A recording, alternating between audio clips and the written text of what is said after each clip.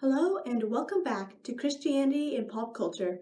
I'm Victoria and I am the host of this episode, co-host of this show. I'm not sure, nobody knows. Anyway, today's topic is Howl's Moving Castle. The movie, not the book, which is fine because the movie is also good and full of Christianity.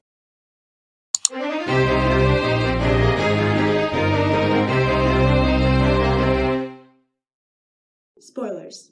There will always be spoilers in these videos, and today there will especially be spoilers for the movie Howl's Moving Castle, and also some of the book, but mostly the movie. So, Howl's Moving Castle is our cartoon about a woman named Sophie who gets cursed to being an old woman, but she can't tell anyone she's an old woman, so she goes to this wizard to try to get him to break her curse, and he lives in a moving castle, and she ends up falling in love with him. And there's other stuff like war and demons and contracts. But yeah, that's the basic plot. So I'm very sorry to not wear something from Howl's Moving Castle, but this is all I have.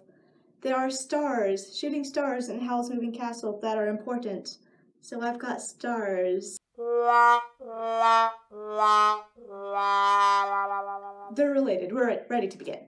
So I've actually been planning for years to not have any Howl's Moving Castle clothing. Yes, I definitely planned that for our first topic. I know, you know that already. Don't judge a book by its cover, it's what's on the inside that matters, but this is actually a biblical thing. In Matthew 23, and some of the other Gospels, but I'm using this one, Jesus makes the point that it's more important to wash the inside of the cup than the outside, and talks about how tombs can be really pretty on the outside, but have dead people on the inside. So let's look at some examples. First of all, the moving castle in the title. It looks like a walking junk pile, but it is actually held together by magic and completely different on the inside, because magic. Yeah, there are a lot of disguises in general. There's Markle. In the books, he's Michael. Then there's Howl. He sometimes just changes his hair. Sometimes he pretends he's a different person. Sometimes he turns into a bird monster thing. And also he disguises himself with his reputation, which says that he's a terrible, evil person. But beneath that, he's charming and sweet in person. But that's just him pretending too. He's actually cowardly and manipulative and self-serving. But beneath all of that, he's a nice person. So yeah, appearances can be very deceiving. And we should talk about Sophie. Sophie's the main character, and she gets cursed into being an old woman. Transformed by a mysterious curse. That's really me, isn't it? She is not an old woman on the inside, though, but her appearance is. But why would we only have one theme about appearances? Studio Ghibli does like to go a bit deeper, and it's animation, so visuals are kind of their thing. From master filmmaker Hayao Miyazaki. What's nice is that just as often as there are disguises and deceptive appearances, things are visually portrayed as they actually are on the inside. It lets the viewer see the truth in a very pretty and artistic way, which is like how God sees us. 1 Samuel 16:7 says, "For the Lord sees not as man sees. Man looks on the outward appearance, but the Lord looks on the heart." We see this a lot with Sophie. She looks like an old woman, but sometimes she doesn't look so old, and it looks like she's getting younger and younger. Sure, her hair is still silver, but she's getting younger. You can see it. It's really cool. And you can argue over whether this is an actual physical change and she was actually getting younger the whole time, but I think it's more interesting if you look at it through the lens that she is seeing herself as a younger person and feeling younger when she is portrayed as being younger. There's also Howl. His appearance changes drastically, sometimes because he's disguising himself, and it reflects his inner state. This is the bird monster thing I was talking about earlier, and it's definitely physical and not just an artistic change, and we will come back to this later because we will talk about appearance more later. But for now, subject change. Alright, let's talk about Calcifer.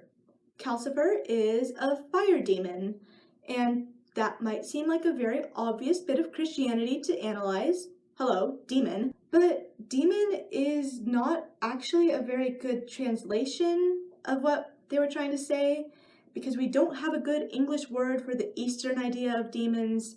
Calcifer is a spirit who isn't good, but he's not satanic. He's not a servant of hell. He's a demon, but not our kind of demon. Anyway, if you've heard of making a deal with the devil, so has everyone who had anything to do with making this story. Howl and Calcifer make a contract. The thing that's different here, though, is that they didn't make a deal because Howl needed a demon for something. He made it because Calcifer asked him to.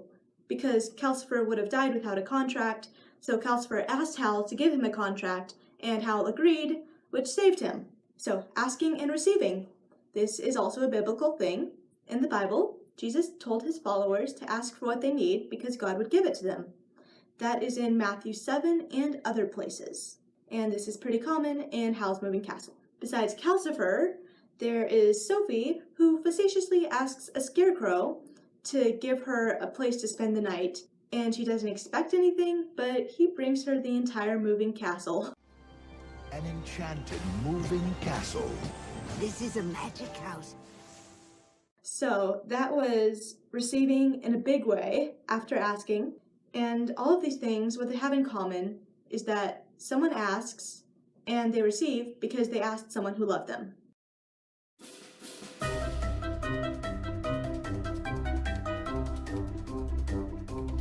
Howl's hair is full of Christianity, and that is why it's so big and beautiful. Let's take a look.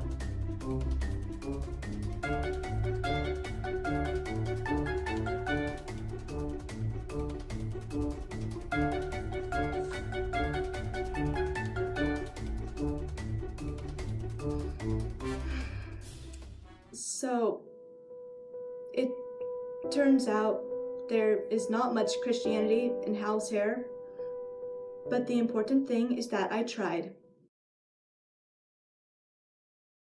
Or Howl's lack of a heart, because for most of the show, Howl is actually, literally, heartless. This bothers people. There are rumors about him, and he is generally feared. Even Madame Suleiman, who does not appear to fear anything, she's scary, says his power is too great for one with no heart. Typically, we take being heartless to mean being cruel, but this isn't really what Howl is. He's not a cruel person. And sometimes we think heartless means you don't have emotions, but this is also not true of Howl. So, what does it mean for Howl to be heartless in this film? Well, there is the small thing about him becoming a monster. I said I would come back to his appearance. This is it. It slowly turns into a bird monster thing. And sure, he can turn back, but he keeps turning into it, and it gets harder and harder to turn back and stay human. And he knows it's bad for him, and he won't be able to go back, but it's like he's addicted to it. He has to keep doing it. How is any of this Christian? Well, Howl's dehumanization comes from him giving his heart to the wrong person, a demon. Hopefully, it is well known that Christians are against giving your heart to a demon. Right? Christianity is about giving your heart to God and following His will and not your own. Many people are after Howl's heart, and Sophie is the only one who gives it back to him, which kind of sets up the theme in Howl's Moving Castle that your heart should be your own and you should follow your heart, and that is not what Christianity is about. Christianity is about letting God lead your heart, so that's not a comparison. But doing things out of love is. We can talk a little about that. I said I would come back to Sophie's appearance too. Every time her appearance changes, it has to do with her loving someone or not loving someone. I think there's actually a very clear link between this. Whenever she's loving someone because they did something nice to her, like Markle says she's part of his family, or Howl gives her an entire garden, she gets younger, and it's very sudden. But every time she is being not loving, like when she degrades herself and talks about how she's not beautiful, she immediately looks older again, because that's how she's feeling. Okay, so those are the main points of Christianity in Howl's Moving Castle, the movie. That was fun. I have a few more things that I've been asked to analyze, so we will do those. But if you have anything else you'd like us to do, we will do it. We will be happy to do it. See you later. The funny part is that instead of promising the demon they'll get your soul or something, actually no, that's exactly what happens. Awkward.